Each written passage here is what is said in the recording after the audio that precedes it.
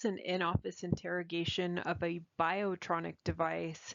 This was checked on August 17th of 2022, and it's in an Itrensia 8 DRT.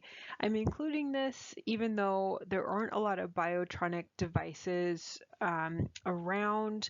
They seem to show up in pockets, but we will definitely be providing more of these as the course goes on. But I wanted there to be at least one in the folder just for reference at this point. This is a very basic check. It's not the greatest because it doesn't show the lead testing on this particular one, but as I mentioned, I will get some of those up in the folder for everybody. But just kind of a quick overlook here. Our mode is DDD CLS. CLS is their continuous loop sensor, so basically a rate response.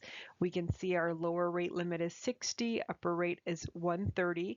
It's going to give mode switching numbers and dynamic AV delays, just meaning that they're going to vary based on programming. You can see here, these little markers right here mean that it's an auto setting, so it automatically adjusts. So that's going to be your atrial pulse amp and your ventricular pulse amp.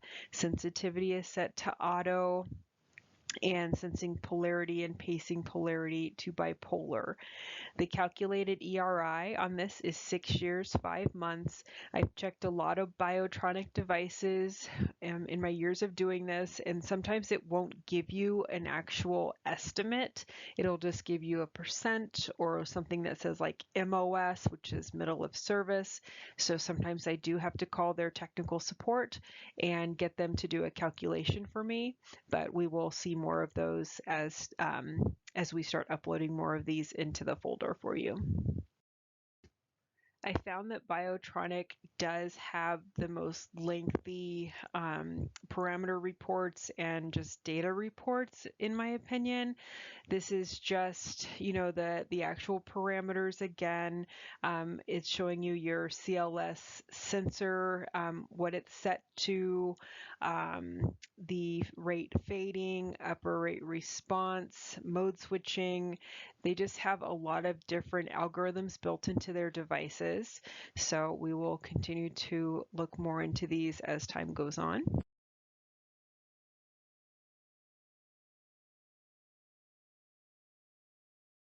I skipped a bit ahead on here because the other pages were just more of the programming.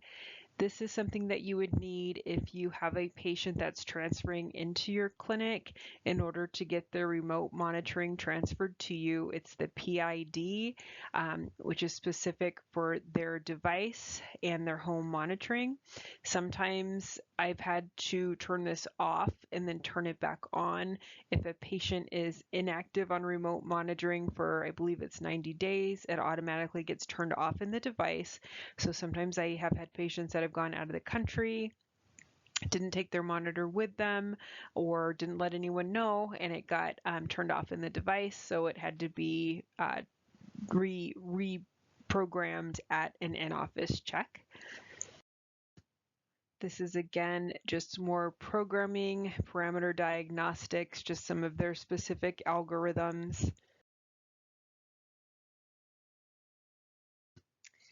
These are more parameters, lead model numbers, implant dates, important for MRI conditions, and if you are being asked to, let a center know if they're MRI compatible or not. They do have a website where you can punch in the device information on Biotronik, and it will tell you if it is labeled for MRI, but this is where you find their lead information.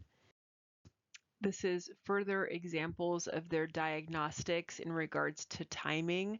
So these are rate histograms and the percent of the time. You can see the percentage of the time that the patient is sensed and the percent of the time that the patient is paced.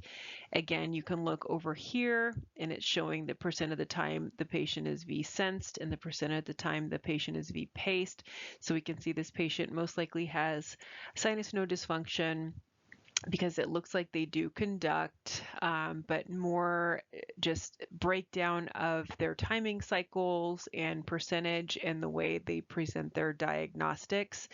You can see event episodes and events, which doesn't look like there's much in there, PVC count, PVC burden, which is 0%, and then pacing trends.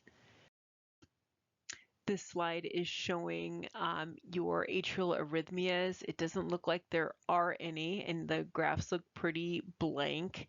Down here, it shows that there were 3 counts, but the total was 0 days.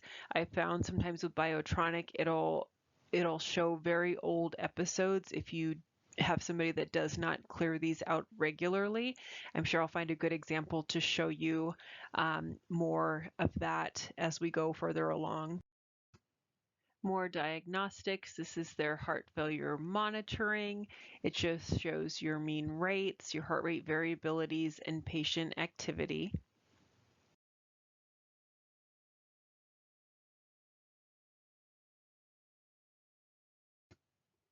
This is their episodes counter or episodes recordings. I have seen these where they have never been cleared and there are years and years of them. You can see here that it looks like there are about 10 mode switches. None of them are very long, and there are actually no EGM recordings on this interrogation. So again, this isn't the greatest walkthrough of a Biotronik check. Just not a lot of the information was saved. It's very possible that the automatic lead measurements were just taken and used on this in-office interrogation. I don't remember if this was one I did. I try to save everything when I do these checks, or if it's just one that I happen to export off of the programmer. But I just really wanted you to get a general idea of what their reports look like. They do have great diagnostics. It's just sometimes a lot to comb through, but I will try to save some more examples for you as we go along and you start checking some of these devices.